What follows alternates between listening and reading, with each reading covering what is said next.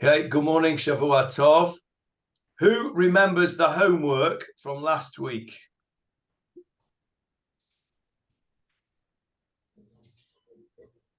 You know, if you were students at school, you'd all be getting C's. Not only do you not do your homework, you don't even remember what it is.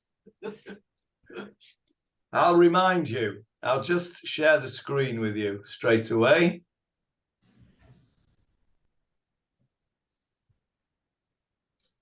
There we go. And I remember I asked you, Johnny, about the sentences. Well, it finished early, the Peruk. Yeah, yes. Okay, we'll talk about that in a sec. Okay. We've got here on the screen, verse 14 there, I've highlighted. Your homework. What I asked you was David HaMelech. He wasn't David HaMelech by this time. He was still David. And if you remember what has happened, he's just had an opportunity to kill Shaul in the cave, and he doesn't take it.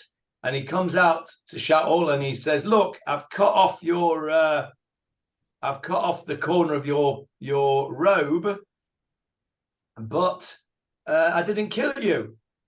And then he says, verse 13. Oh, Jeffrey's here now. Are you with us, Jeffrey? I'm with you. I'm sorry. I couldn't tune in. Okay. Well, you carry on getting your place, and I'll just read this bit here. No. So verse 13 says, "May the Lord judge between me and you." This is David speaking. "And may the Lord avenge me of you, but my hand shall not be upon you." So David is saying, it doesn't matter what you do to me, I am not going to kill you. You are Hashem's anointed. And then he quotes this, Ka'asher Yomar Mashal Hakadmoni. We spoke about this at the end of last week. He said, as it says in a proverb, Mashal, a proverb, Hakadmoni. And we spoke about this last week. What did Kadmoni mean? What does Kedem? Either the east or the west. Okay, well, which one? East or west? The east. East, that's right. East. Okay. So, what I had it in the Parsha yesterday, Johnny, what you said, Yom HaVakedma V'Safana V'Negba was in the Parsha, I noticed it yesterday. Yes, Yom HaVakedma Tzafona V'Negba, north, south, east, and west. Kedem is east. What else does Kedem mean? Hashivenu Adonai Elech V'Nashuva.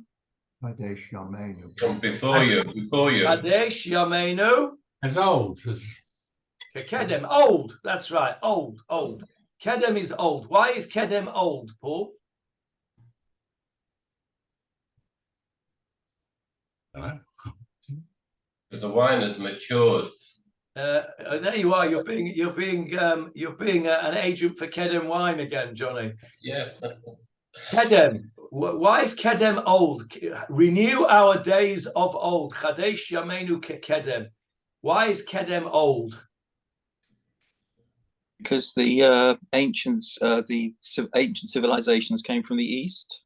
Oh, that's a very non-Jewish idea. You're right, of course, but it's you're not allowed to say that. The world is only 5,764 years old, according to some. But let's take that along. Let's go along Michael's lines.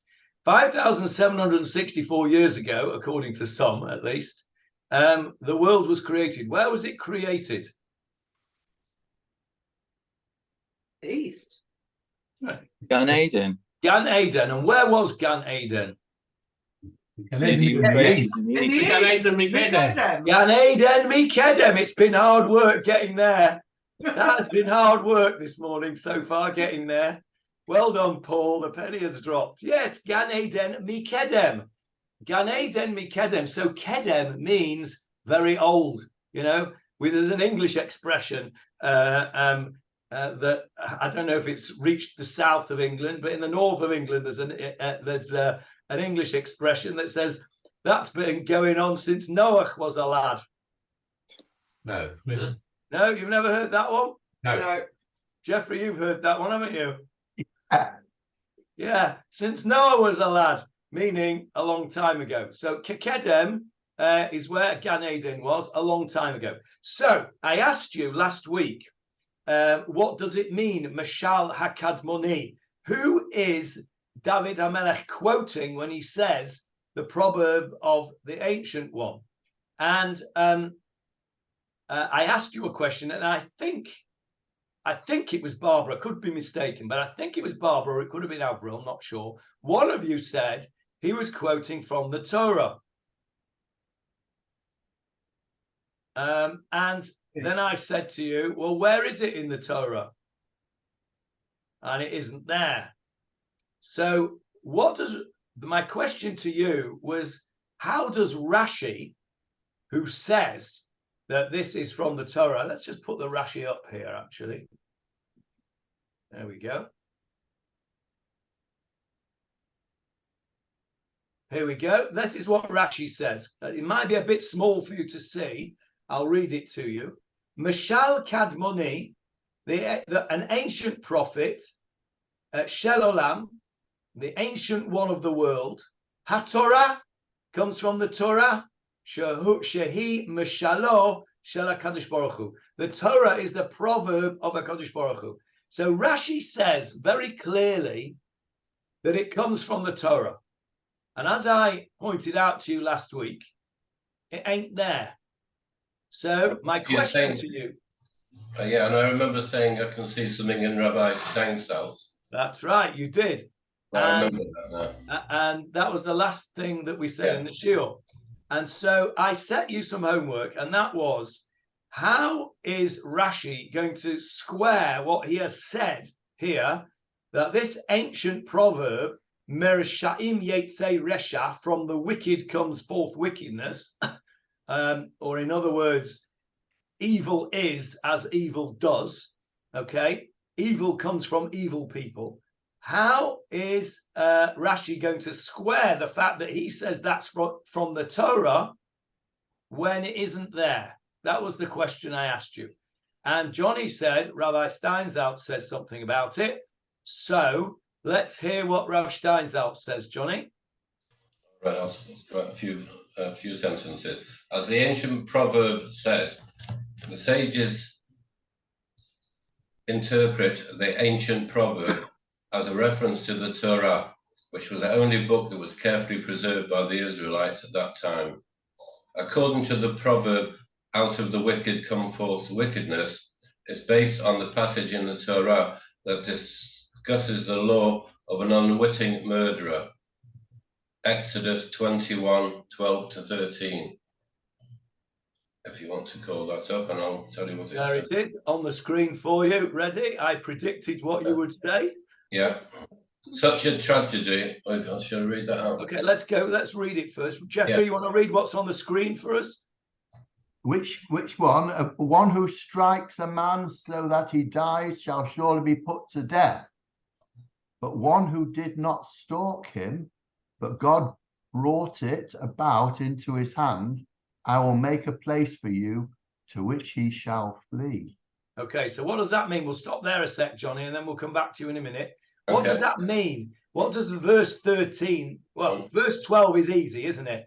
Makot ish vamet, you hit somebody and he dies, then that's a capital offense, mot yumat. V'asher lo tzada, the case where he did not trap him, tzada. We had that word also, I think, last week, because I asked you about that word, and not in this context, and somebody got it. We were talking about Esav, tzayid, remember, hunting. Yeah, the meat that he was hunting. So asher lo tzada, he did not hunt him. V'ha'elohim ina liado, God brought it into his hand. In other words, God made it happen. God made it happen that he killed somebody. In other words, he didn't do it deliberately. God made it happen. And so he didn't kill him deliberately. It was a mistake. It was an accident. And the Pasuk says, God made him do it. And Rashi uses this pasuk to tell us that this is what we're talking about in this proverb. Carry on Rabbi Steinsaltz now, Johnny. Was this Beshet then? It was Beshet. Yeah, it was Beshet. God brought it about. Go on. Such a tragedy is presumably not the fault of the one who killed, as he was merely an unwilling agent of God, as it were. Nevertheless, the Torah states that since God arranged for this mishap to occur through him, the unwitting murderer must seek atonement for what happened. In other words, inverted commas, from the wicked, wickedness will come forth, as such events would not befall an entirely righteous individual. The idea that acts of wickedness are the products of the hearts and minds of wicked people can be inferred from other sources as well. See Rashi, Radak. Okay, so what Rashi is saying here, is that this pasuk here in Shmot is telling us that a person who by mistake killed somebody, it wasn't his fault, but the person that was killed had to be killed because that was God's plan. But God could have made anybody do the job. Why did he choose this particular person? So the Gemarah in Makot, Daf Yud Amud Bet, tells us what's going on. It's on the screen for you now. Okay, here we go. Rav Shimon ben Lakish, Patach la Pitcha. He introduces this particular Gemarah, Lahai Parashat Mehacha, from here. Va'asher lo tzada va'elin inal yado. That's the pasuk we've just quoted from Parashat Mishpatim in Shmot. A person did not hunt down another person to kill him. He killed him by accident. Hashem brought it about through his hand. Now, look what he quotes. Ka'asher yomar mashal hakadmoni me'ushaim yetzei resha. Where's that from? Well, that's our pasuk, yeah, in Shmuel Aleph that we're learning. He quotes Shmuel Aleph. He says here, he says, this is strange. Why would God cause one to sin in this manner? In other words, why did God make Reuven accidentally kill Shimon? Right? The answer is that Reuven was used by Hashem to do that job because in some way Reuven was lacking. In some way Reuven had done something bad, and the HaKadosh Baruch Hu made the badness, i.e. the killing of Shimon, come from him. So therefore, that is this Mashal HaKadmoni, from wicked people will come forth wickedness. Reuven must have been wicked in some way in order that Hashem used him in order to do this job of killing Shimon. Paul's got his look on. Doesn't that fly in the face of the Orei Miklot, though? I mean, if they're chosen because they're wickedness, why should they then be protected from punishment? Okay, so they're obviously not as wicked as the guy in Pasuk Yud Bet. Yud Bet says, Makei ish vamet mot yumat. That's the guy that does it deliberately. He's gone out. Now, we don't know what Reuven had done wrong to be put in the position of being God's instrument in killing Shimon. But what we do know is, your question's a very valid question, and the answer is, we must say, by your question, by the fact that he doesn't get the death penalty and he can run off to the Orei Miklot, what we have to say is that his level of crime is not at the level of Pasuk Yud Bet, okay? But nevertheless, what Rashi is telling us is that Reuven is not completely exonerated, because the fact that Hashem used him, as it were, to do the job, albeit unwittingly, means that there must be some pagam, some fault in Reuven. And Rashi says, quoting this Gemarah, Rashi didn't make it up. There it is in the Gemarah. Refelcts says that this is what David HaMelech was referring to in our pasuk of Shmuel Aleph, that evil incidents befall those who have already sinned. From wickedness comes forth, from wicked people comes forth wickedness. But Shimon could also have been guilty of something. That's why he was killed. Yes. I mean, we have to say that because we don't know what it is because we're not God. But yeah, that's how. If you think about it, and the way I think about it, anyway, it's the jigsaw puzzle, right? It's all got to fit together properly, and only HaKadosh Baruch Hu knows how to fit the jigsaw puzzle. Shimon must have deserved something. Reuven must have done something to deserve to be the person that did it and have to run off to Ori Miklot. Now, those of you who are learning Sanhedrin with us will know that we've just spent a couple of weeks learning going through the idea of this unanimous verdict law, where a strange thing occurs that you can have a situation where 71 judges say you're guilty and you walk free. And the reason for that, one of the reasons given for that we went through, is that you are so guilty that 71 people say you're guilty. There's not a single person that can find a good thing to say about you. Then you're so guilty that punishment in that by the hand of man is not sufficient. We say you can walk free because you are so bad that God will deal with you in the way that he sees fit. It's not, we can't do anything bad enough to you. Killing you is not good enough, right? That's how bad you are if you are convicted unanimously by the Sanhedrin. That's what we've been learning here. And so that same sort of scenario is going on here, isn't it? We don't know what Shimon's done to need to be killed. He wasn't killed by the Beis Din. He was killed b'dei shamayim. He was killed by an act of heaven.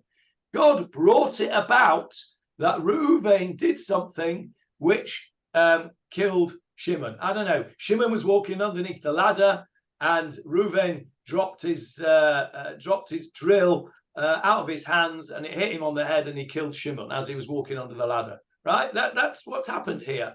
Shimon needed to die, according to HaKadosh Baruch Hu, so he's worked that one out. And Reuven needed punishment for something, and now he's got to run off to Ori Miklot. It's the jigsaw puzzle that HaKadosh Baruch Hu is putting together. That's an accidental death, Johnny. I'm sorry. That's an accidental death if it dropped a hammer on him. This one talking about when he actually stabbed him or something. No. That's exactly what he's talking about, an accidental death. An accidental death. Yes, because the verse before is talking about when he does it on purpose.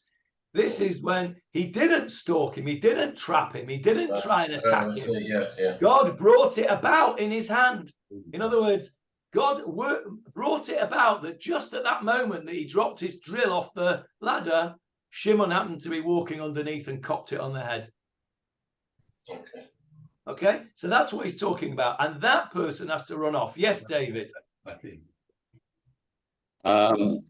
Interesting malbim on the same pasuk, on the same phrase, where he actually gives a practical example from the Torah that we read very recently, which fits in with this particular case.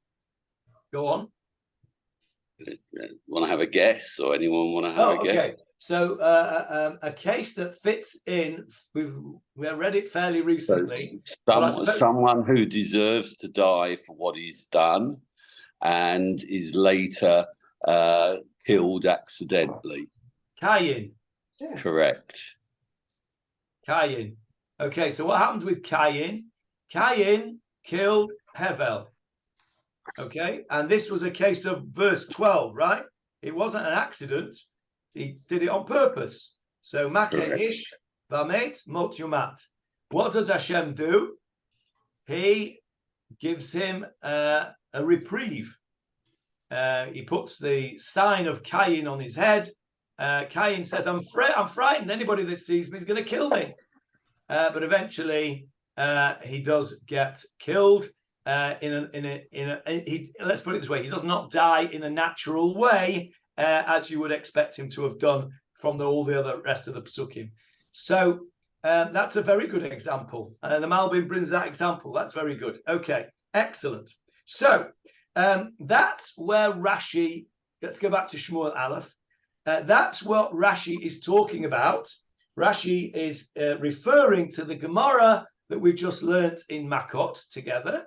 This one over here that says Reish Lakish quotes the pasuk from Parashat Mishpatim and then quotes our pasuk from Shmuel Aleph. Now, I'm going to ask you another question now.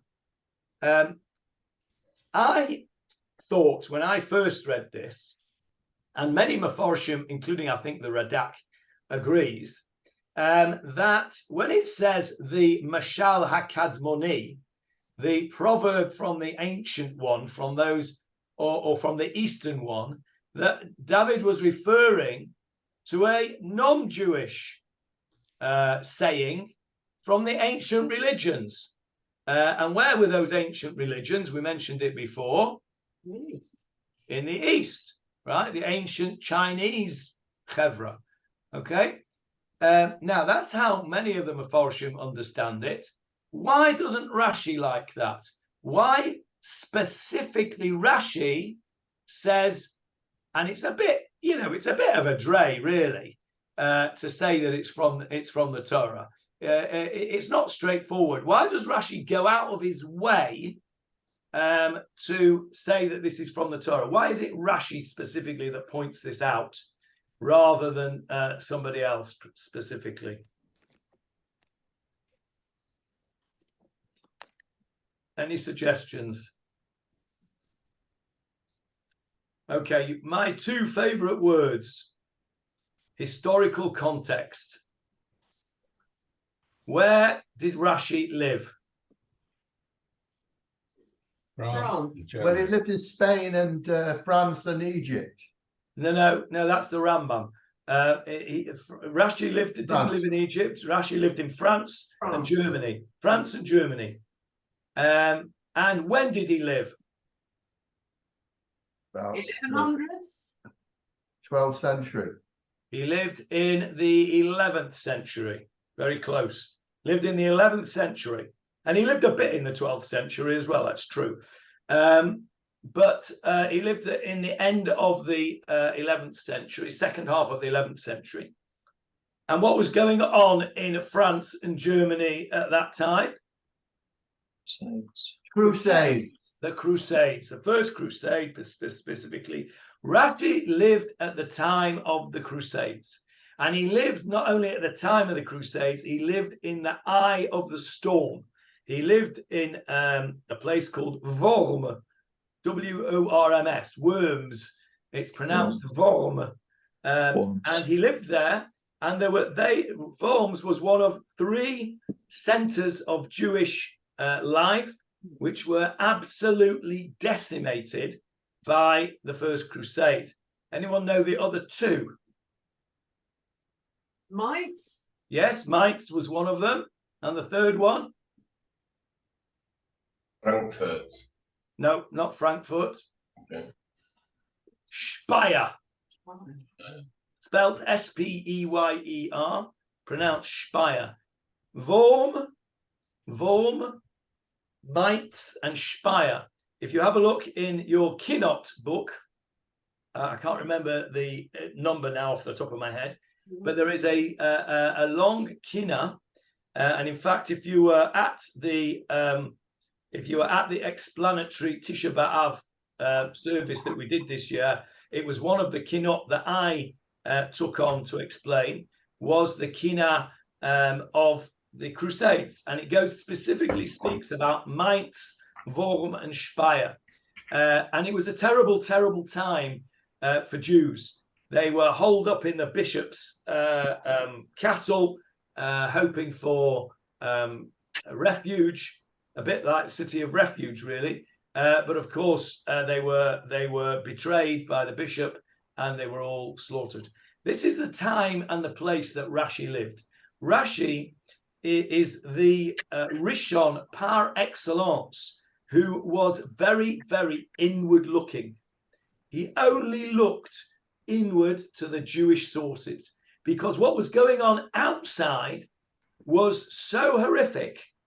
The Goyim were so bad at that time and in that place that he wouldn't have anything to do with anything that wasn't from the Jewish sources. He was the example of somebody who hunkered down with his own Sforim, with his own culture, with his own people, for obvious reasons. Now, if you compare him to the Rambam, the Maimonides, who lived in Spain and then in Egypt, who was a court physician and was living in the time of what we call the Golden Age for Jews living comfortably one next to the other with Muslims. Rambam did not have that same persecution as Rashi. And Rambam is much more comfortable with looking outwards and using non-Jewish sources. Rambam, for example, was a big fan of Aristotle. He quotes Aristotle a lot in Moreh Nevuchim. And it's fascinating. And they lived almost contemporaneously. I think the Rambam was a little bit later than Rashi. But it's fascinating to compare Rashi's approach with Rambam's approach to the outside world. And the reason, of course, is because they lived in different places where different things were going on. So Rashi is specifically the one here who would have nothing to do with anything else. Mashal HaKadmoni for him could only possibly be the Torah. And so that was the answer to the homework that none of you even remembered what it was. Never mind, did you do it? But never mind, we've got there in the end. Right. So let's go back to learning Shmuel. Oh, David wants to tell us something else. Yes, Yeah, David. I just found something else from Da'at Mikra on Hakadmoni. It mentioned in yesterday's parsha. Oh, okay. Yesterday's parsha. In what context? In the context of the war? No, the end of the story of Brit Ben Habatarim. Okay, give us a quote. That's a pasuk. Let's get it on the screen. Okay, so it's chapter 16, pasuk Yutet. We'll go back a little bit to pasuk Yutet. Bereshit chapter 16 only had. Sorry, chapter 15. I'm going to say because it only has 16 pasukim. Right, chapter 15. Yeah. Start from verse Yudchet. Okay, there you go, Jeffrey. It's on the screen for you. Verse 18 onwards. On that day, the Lord formed a covenant with Abram, saying, to your seed I have given this land, from the river of Egypt until the great river, the Euphrates River. The From Kenites, the river to the sea. the Kenizzites, and the Cadmonites, and the Hittites, and the Perizzites, and the Rephaim, and the Amorites, and the Canaanites, and the Girashites, and the Jebusites. Okay, how many have we got there? 1, 2, 3, 4, 5, 6, 7, 8, 9, 10. 10 different people there. One of which is Hakadmoni. Hakadmoni, the exact word that we have over here, Hakadmoni, okay, the proverb of the Kadmoni. So is the Da'at Mikra, David, saying that this mashal came from those Kadmonim? Yes. So he's not saying it came from the ancient Chinese lot, but it actually came from basically Eretz Canaan. No Palestinian. And Rashi identifies the Kadmonim as being Ammon. Okay. Ammon. Okay. Ammon being the descendants of Lot.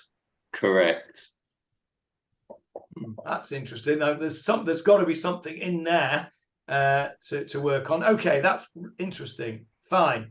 So Mashala Kadmoni, whatever it means, if it means coming from the Torah, from what we've just said in that pasuk in Parshat Mishpatim and the Gemarah in Makot, according to Rashi, or it means the ancient Chinese West Eastern philosophy, according to the Radak, or it means, according to the Dat Mikra, the Ammonites, who were the descendants of Lot. Anyway, David quotes this, and then he goes on, and he is extremely self-deprecating. He could have killed Saul. Saul has just spent a long time and a lot of effort trying to kill David. HaKadosh Baruch Hu delivers Shaul into David's hand, and David does not kill him. And he comes out and he says, see, I've not killed you. I'm not an enemy. Why are you keeping on chasing me? Leave me alone. I've not done anything wrong, and I'm not going to do anything wrong. You are the anointed of Hashem, and I will not put my hand upon you. And he says, from wickedness comes forth wicked, and I'm not wicked. I'm not going to do it.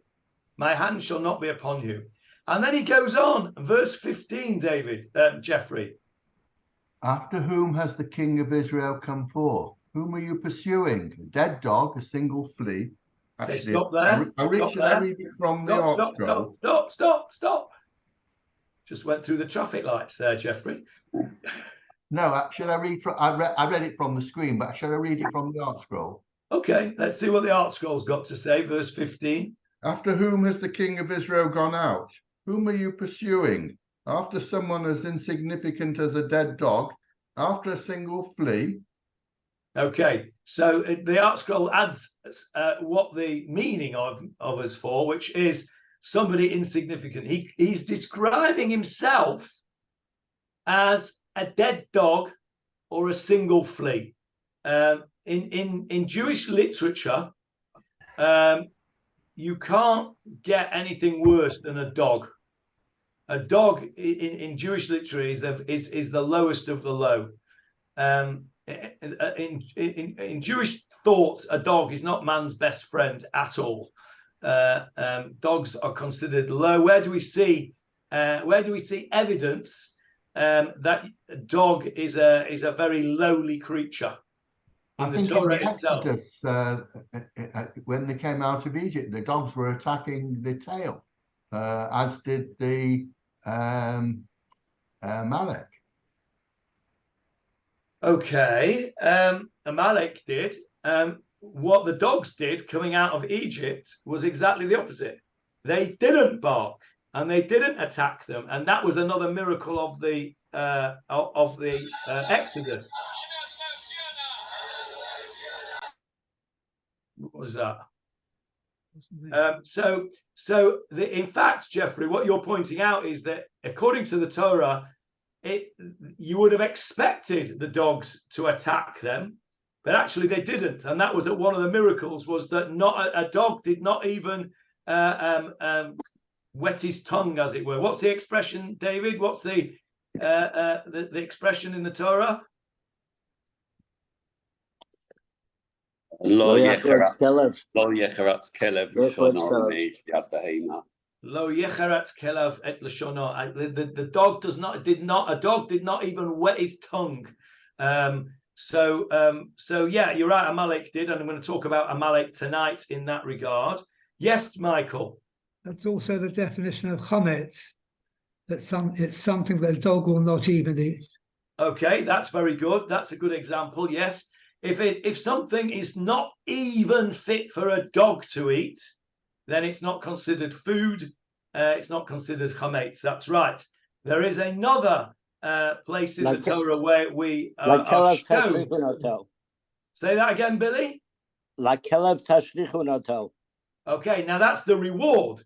You're right. The reward.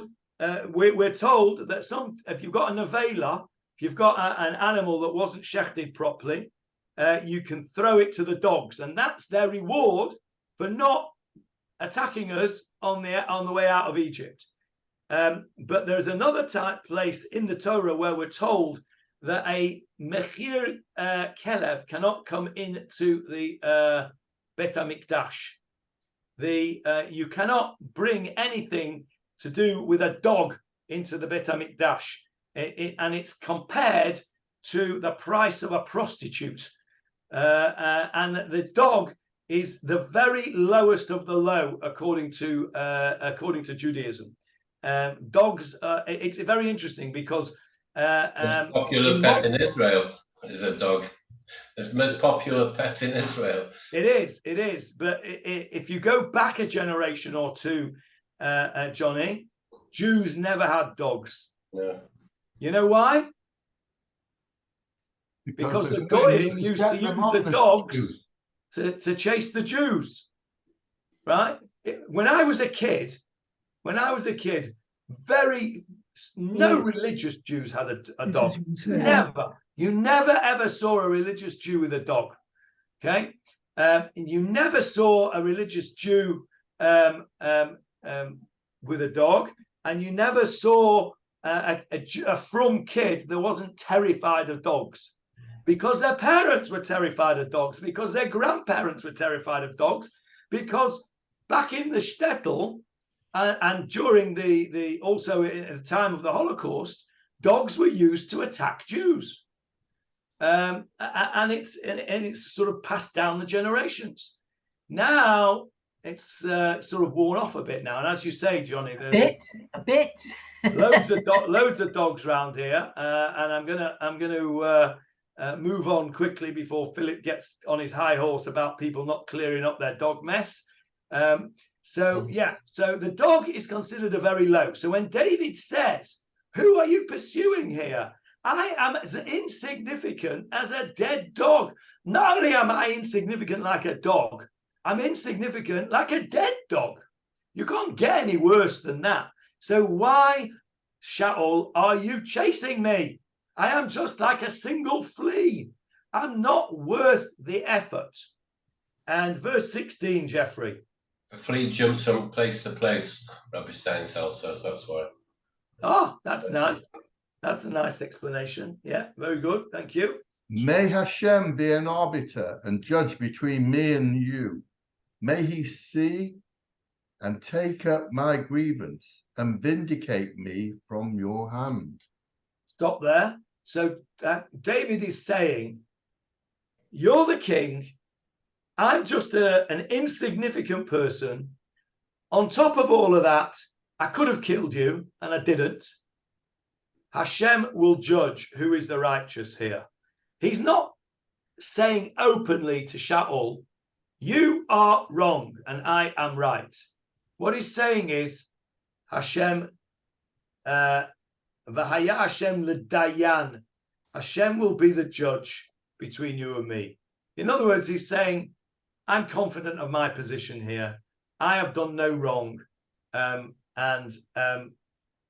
Kodesh Baruch Hu will see that I have done no wrong, and he will exact v'yishpeteni miyadecha. Well, how do you translate that in the art scroll, Jeffrey? The end of the pasuk, v'yishpeteni miyadecha. And vindicate me from your hand. Vindicate me. Okay. I think that's a better translation than the one we have here. On the screen it says, an exact justice for me from your hand. That seems to imply that David is saying to Shaul that he will be punished for what he's doing to David. And I don't think that fits with the rest of what David is saying.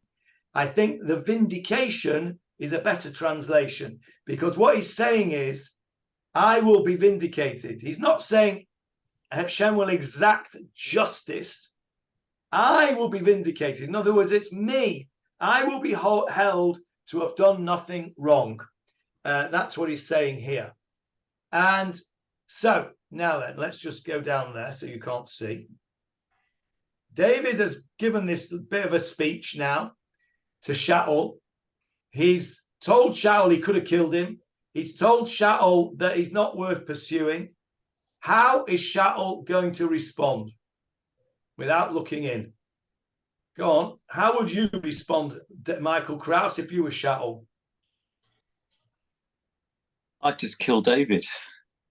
I have to say I would do the same. Okay, so Michael and I would kill David. Anybody would, if they were Shaul here, do something different? Well, we know he didn't do it, don't we? Because we know David becomes the king. So think about it. Think about it. Okay, go on, Johnny. He'd think about what David has said. Yeah, think about it, and maybe in the end you say, well, okay, let's start again. Let's be mates again. Okay. You are my son-in-law as well. Okay, that's true. He may well have said, you know what, David? Yeah, you're right. You're probably right. I'm probably I've not really behaved as I should have done. It's like Yehuda and Tamar, where she came up with the evidence and he admitted it all, and and that's how this is going to turn out as well. Okay, so there is a difference though, because I don't want to spoil the story, so I won't tell you the difference now. But okay, hold that idea that it's Yehuda and Tamar. Let's just remind ourselves of the story of Yehuda and Tamar. Tamar was the one who dressed up as a prostitute, became pregnant via Yehuda. He was told, Yehuda, that Tamar had prostituted herself, and he said, burn her. And she says, well, I'm pregnant by whoever this stick belongs to and who this belt belongs to. And he says, Tzadka mimeni. She is more righteous than I. And he admits his guilt. And that is the beginning of the greatness of Yehuda. That is the beginning of the greatness of Yehuda, that he is able to admit when he was wrong. One of Yehuda's descendants was none other than David HaMelech, who also admitted his guilt. When does David admit his guilt? After Bathsheba. After the incident with Bathsheba, he says, Chatati, I have sinned. And that is the greatness of a leader. Yehuda, of course, was the leader of his brothers. David was the king. The greatness of a leader is to be able to say, I was wrong.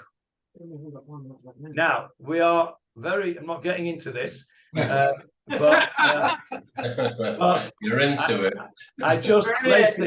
I just place it in front of you that the greatness of a leader is when he's able to admit that he has done something wrong. Okay. So let's see what Shaul actually does. Michael Krauss thinks he's going to shoot him.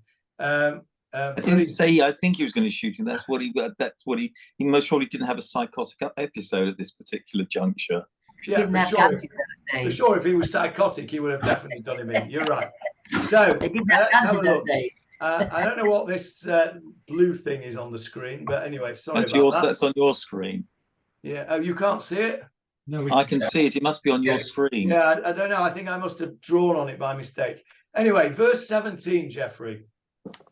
And it was when David finished speaking these words to Saul, Saul said, is that your voice, my son David? And Saul raised his voice and wept. Stop there, please. Stop there. What do you notice about this pasuk? That Shaul was a psychopath. Because otherwise, why did he cry? He'd been persecuting David for so long. He'd been trying to get it. Suddenly he starts crying. The guy was a total psychopath. Okay, well, yeah, that's one explanation. Johnny's explanation that he considers what David has said and actually takes it to heart is a rather kinder explanation than yours. Jeffrey? Well, he's obviously, because he's schizophrenic, he has good times and bad times. And this is a time when he realizes he's been absolutely wrong. And he's come to his senses. And isn't it odd that he says, is that your voice? Okay, go on, Anita. Yes, you're right, Jeffrey. That's exactly what's happened. And what you're saying, Anita? I'm saying it's a bit odd that he's saying, "Is that your voice, David?" He's speaking to him directly, telling what's it, and also he's saying, "My son." Okay, so it's He's not schizophrenic. He's paranoid. There's a difference. there is a difference, but actually he's both. He's paranoid. He is a paranoid schizophrenic. Oh yeah, paranoid. Okay. He's bipolar. Bipolar. Is he bipolar? I'm not, possibly bipolar, Billy. I think he's definitely got thought disorder. That's for sure, and he's definitely got paranoia. yeah. I think you could make out a case for bipolar. I think if it was me, I would be going for a paranoid schizophrenic. But anyway, he's nuts, that's for sure. Right. Okay, now let's go to Anita's comments, because that's very interesting. Anita says that this is a different type of expression that Saul has used. Is this your voice, my son David? Let me just ask you this. What does Shaul usually call David? Son of Ben Yishai. He refers to him as Ben Yishai. And we've said in the past, haven't we, that is a derogatory way of speaking about him. And now it's a term of endearment, calling him my son. Now he's using his first name. Okay, it's a bit like in the French, where you can either use the expression vous, or you can use the more intimate expression tu for you. Okay, and you can use the same in here. You can either refer to somebody as Lieberman, right? In a sort of in English, at least, it's not nice to just call somebody by their surname unless you happen to be a football commentator. Otherwise, it's either Mr. Lieberman, or you use a first name. You would say the first name. And what he's done here, he's changed Professor, Rabbi, Doctor. That as well. Rabbi, Doctor. That as well. So he's changed his tone towards David. Previously, it was that so-and-so Ben Yishai. Now it's Beni, like Anita pointed out, my son David. This is a term of endearment. And he's saying, is that your voice? Is that you, David? Wow. Gosh.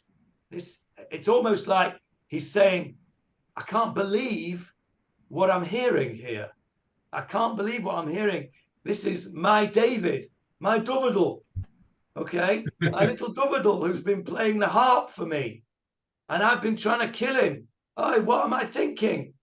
And therefore he raised his voice, Vayisa Shaul kolo vayef, and he raised his voice and he cried. Where have you heard that expression before? He raised his voice and he cried. Abraham. Abraham. Yes, sir. Okay, one at a time. Abraham. Where's Abraham raise his voice and cry, Billy? But after the Akedah. When he met Esau. Abraham didn't meet Esau. That was Yaakov. Okay. I'm not sure, Billy. David, can you help me out? Does Abraham raise his voice and cry after the Akedah?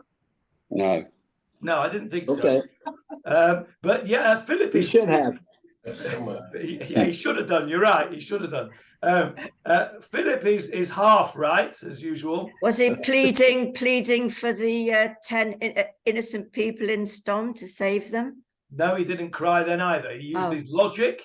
And once HaKadosh Baruch Hu had said to him, there aren't even a minion of decent people here, he backed off. Okay. When he found out that Yosef was alive? That was Yaakov. Yeah. Yeah. We were still on Avram at the moment. Oh, we're still Avram, aren't we? Yeah. Yes, Jeffrey. Was it when he banished Hagar and Ishmael? No, he didn't cry then either. Hagar cried. But Avram didn't. I don't think we see Abraham crying. But Philip is half right, as usual. It was Yaakov and Esau when they meet, there's crying goes on there. But before that, the one that actually smacked me in the eyes was Esau himself. When did Esau lift up his voice and cry in this really, really pathetic way, in the true sense of the word pathetic? And it's such a heart-wrenching moment. Yes, Jeffrey. When he realized he'd sold his birthright. Yeah, when he realized that Yaakov had taken his bracha, what happens there is he says to his father, have you not got one bracha left for me? It's so sad, this whole thing. It's at the let's have a look. What it's at the end of Parshat Vayeshev. No? Toldot. Thank you. What's the chapter, David? It's in Shishi of either Chamishi or Shishi of Toldot. Let's have a look. Let's get it. Vayisai Sav Kolo Vayef. Yeah, let's just get it up on the screen for you. Let me just find it. End of Toldot. So we're in chapter 27, I think. Yeah, chapter 27. Let's just go to chapter 27. Oh, that's 26. One sec. There's chapter 27. So there we go. Where are we? 30, verse 34. There we go. So his father said to him, who are you? And he said, I'm your firstborn Esau. And Isaac shuddered a great shudder, and he said, well, who is then the one who wanted game and brought it to me? And I've already eaten and I've blessed him. When Esau heard his father's words, Vayitzak Tzaka Gedolah, he cried out a great umara, great and bitter cry. That's the first one. And then he says, your brother came and he's taken your bracha. And then the one I'm talking about here is verse 38. Verse 38 on the screen, Jeffrey. And Esau said to his father, have you but, in brackets, one blessing, my father? Bless me too, my father. And Esau raised his voice and wept. Vayisa Esav kolo vayefk. Vayisa Esav kolo vayefk. Where are we in our pasuk? Vayisa Shaul kolo vayefk. The exact words, except Shaul and Esau are obviously different names. There is no coincidences in the Tanakh. It's very clear that the Tanakh is pointing us back to Esau at this time. Now, let's just go and have a look at that again. What's going on here when Esau raises his voice and he weeps? He says to his father, have you not got one bracha left for me? He's resigned to the situation that Yaakov has taken his bracha. And he says, Yitzchak's already said to him, nothing I can do about it, son. I've given him your brothers. I've made him a master over you. Look at verse 37, Jeffrey, on the screen.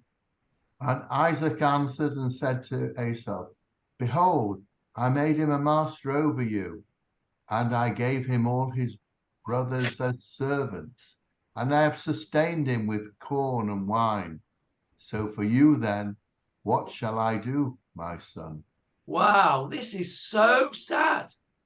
Yitzchak there is saying to Esau, it's too late. It's too late. The inevitable has happened. And Esau cries. He cries this terrible cry of despair. And he says, have you not got one bracha left for me? And it's this inevitability. It's too late. And that is what is going on here. That's why the Tanakh is pointing us back to Esau, because Shaul is in the same situation. He raises his might be voice. the reason for what's happening today. He raises, one second, Philip. He raises his voice and he cries. The same pasuk, because he now knows that it's inevitable. He was already told by Shmuel that David, or not that David, that somebody else is going to be king. He suspects it's David and he tries to kill him. And at this point, he has a clear patch in his mental illness. And he says, he sees clearly that David is going to be the king and that he's fitting to be the king because David had the opportunity to kill him and he didn't do so. David has reacted and acted in a very king-like manner, and he hasn't. Shaul himself hasn't, and recognizes that at this point. Vayisa Shaul kolo vayef, and he raises his voice and he weeps this bitter cry because he now knows the inevitability of the fact that he is going to lose the crown and he's going to lose it to David. And at this particular point, Shaul's emotions are completely torn apart in the same way that Esav did when he used that same, when the Torah used the same expression for him.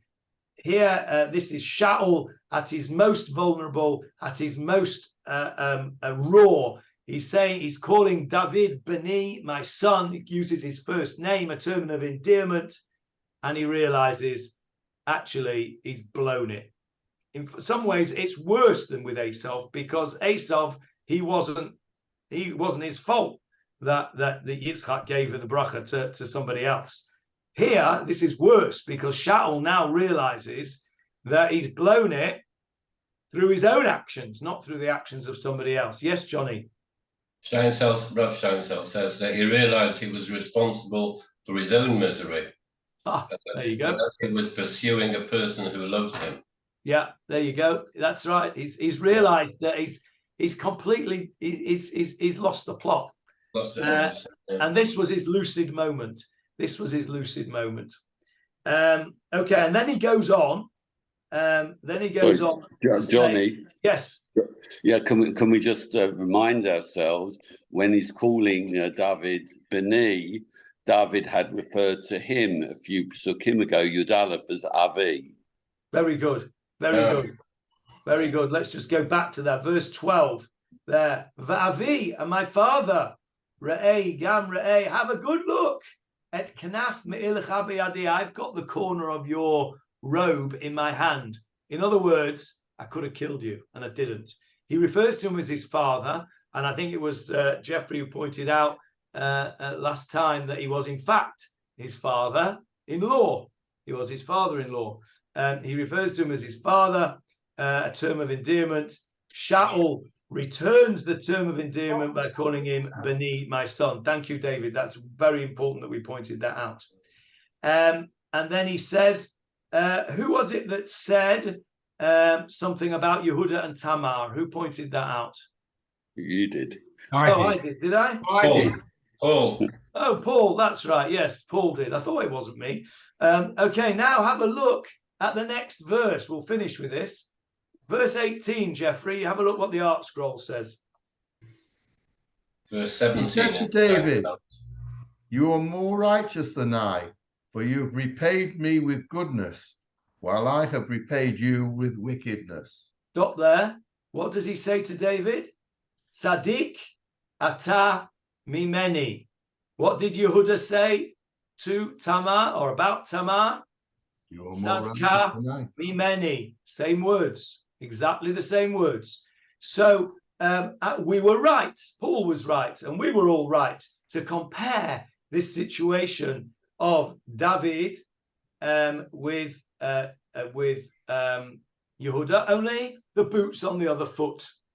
Okay, and maybe you can say that because Yehuda said Tzadka mimeni, that Shaul then said about the great-great-great-grandson of Yehuda, Tzadik ata mimeni, Mida keneged Mida. Not seen that anywhere, but it fits, doesn't it? It fits. David reaps the benefit there of his great ancestors' admission that she, Tamar, was more righteous than him. Shaul uses the same words when describing David.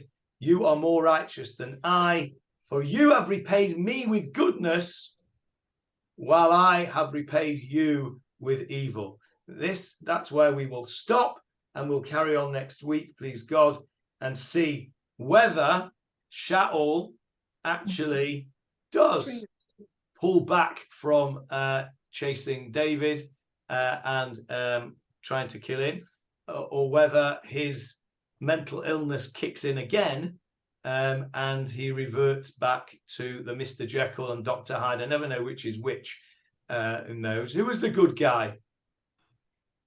Jekyll or Hyde? Well, the normal guy was Dr. Jekyll and Mr. Hyde. Oh, right. Okay, there you go.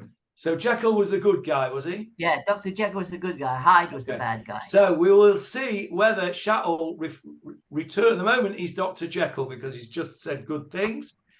We will see next week whether he remains as Dr. Jekyll or whether he becomes Mr. Hyde. Any questions or comments regarding this week's offering? Yes, Jeffrey. It's an observation, it's not a question. David was descended from Tamar, from Naomi, and from Ruth. And these are three righteous women in our history. It's quite a nice yichus. Yes, it is indeed. I'll just correct factually one thing there.